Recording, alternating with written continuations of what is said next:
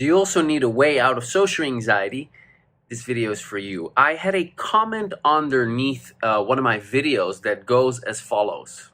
I've been managing my social anxiety pretty well until 4 months ago, where I took up a role in a Toastmasters club that I joined sometime last year, just to minimize or eradicate my social anxiety.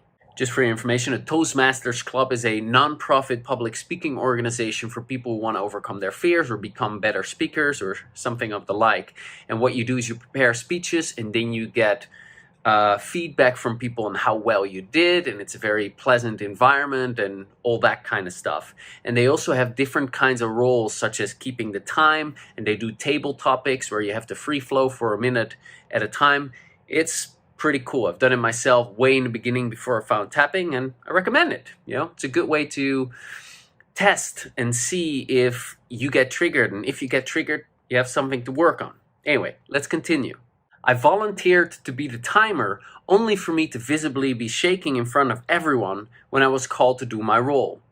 Since then, my social anxiety worsened to the extent that I'm not always at ease, even talking to people that I'm familiar with. It's frustrating and it's embarrassing. Listening to your conversation with the AI machine now made me understand that the exposure therapy can be too scary and make the situation worsen. Now I am stuck and I don't know what to do. I need a way out.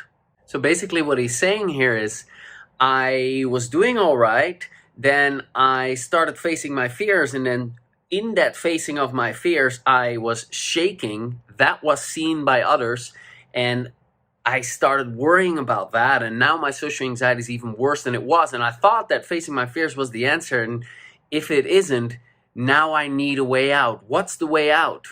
Well, the way out is to get rid of your perfectionistic beliefs about how you should or shouldn't be in a social situation. You know, when we go into a social situation, we have these unrealistically high expectations of what's expected of us. That needs to be changed.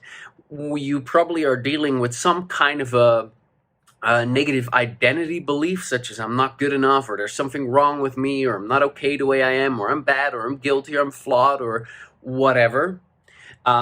You need to accept the social anxiety as it is and trust that you can handle it whenever it comes up without judging yourself. And you need to get rid of your attachment to the outcome of particular social situations. Further, you need to get rid of this idea that your social skills are inferior or not good enough, or that you're not socially savvy, or that you can't do small talk or any of that stuff, because it's actually the anxiety that's causing that. Then you need to get rid of your negative expectations regarding upcoming social events, thinking about all of these worst case scenarios that might happen, thinking you cannot handle the situation. And you need to get rid of your idea that when you are in a crappy social situation, or you had a poor social situation, that huge disasters are going to come as a result of that. That you're going to lose your reputation, nobody's going to like you and respect you, and that it's all doom and gloom after, you know, an embarrassing situation. Further, you need to stop beating yourself up after a social situation, because that is preparing you for the next social situation. So when you're beating yourself up, you're lowering your self-esteem, and now with that lower self-esteem, you go into the next situation. And you need to use the things that you're avoiding as opportunities to heal and expand your comfort zone. So that's the way out.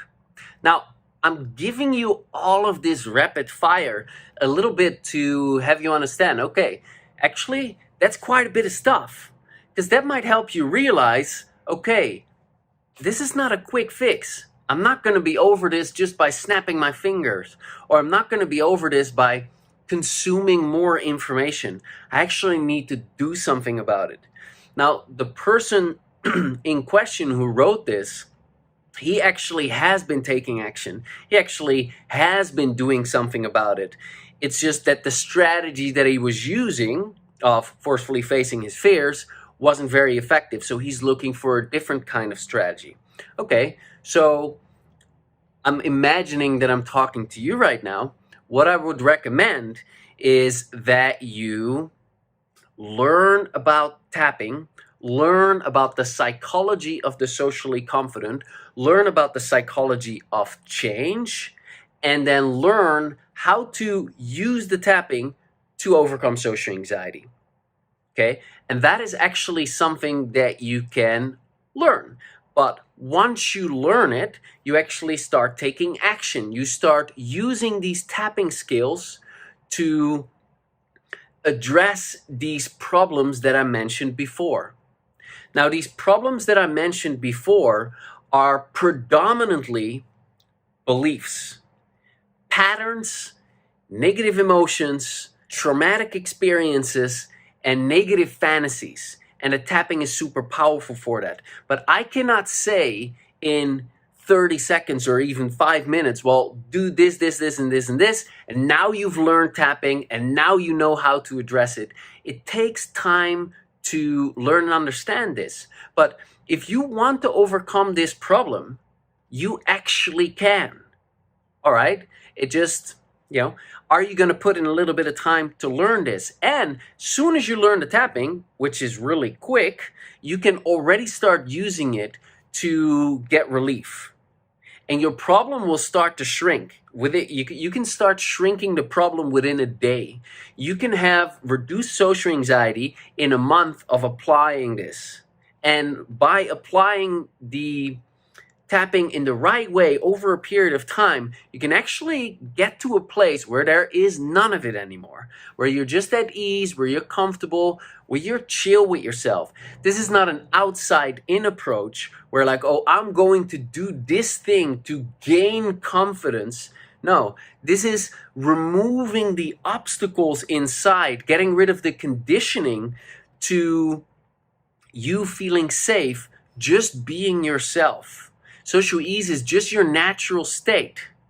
It's the programming on top of it that is causing the perception that you're not safe to be yourself, which in turn, results in social anxiety. With the tapping, you can release that. Now, I have a free 7 steps to social confidence course. I remember the name, where I take the best of the best that I've learned in 13 years as an actual coach. I've coached close to 6,000 hours and about 500 hours of group coaching. And I've taken the best of the best and I've put all of that in that 7-day course.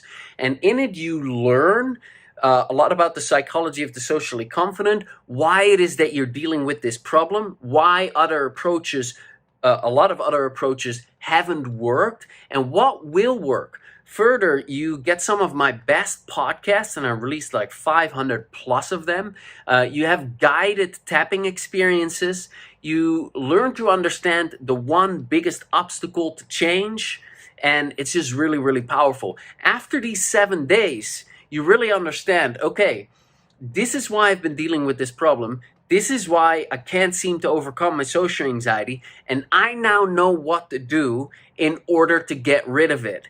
I feel hope. I can liberate myself. I've already experienced some shifts and changes with this tapping. This is amazing.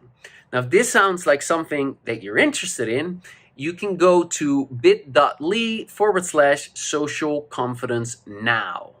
That's again, bit.ly/social confidence now. Hope this helps you. This is Seb from socialanxietysolutions.com. And check out one of these video testimonials of former clients who overcame their social anxiety using this approach. It's very inspiring to hear this because they share how it was for them, what they tried, how they couldn't overcome it, and then what they did and the obstacles that they encountered along the way, and how good it is now, and how much they value where they're at, and how grateful they are for their changes and transformation. Go check it out. It's really inspiring. Go here now.